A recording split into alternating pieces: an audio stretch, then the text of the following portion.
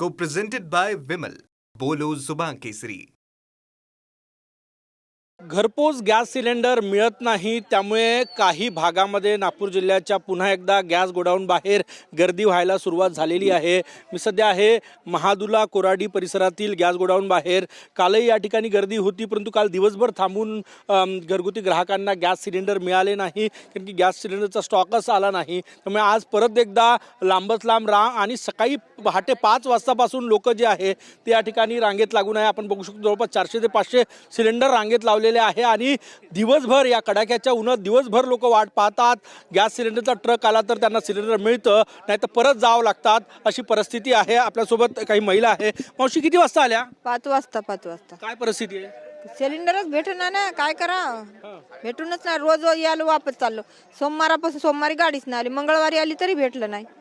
मग आता आज कालही आलो, कालही वापस गेलो. 12 घंटे गाडी येते तर गोदामात गाड्या भरते, बाहेर नेऊन ब्लॅक मध्ये करते, निकलल्या लोकांना वापस पाठवते.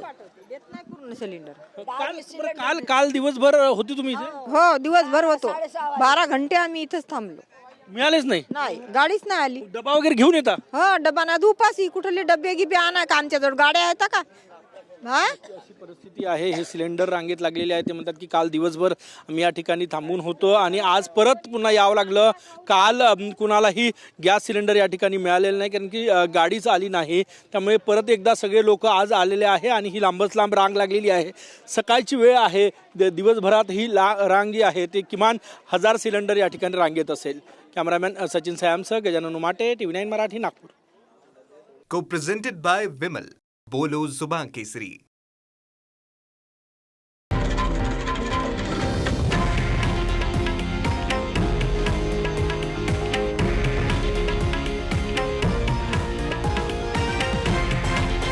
हे आहे देशातील नंबर 1 न्यूज नेटवर्क आणि आपण पाहत आहात TV9 मराठी, एकमेव.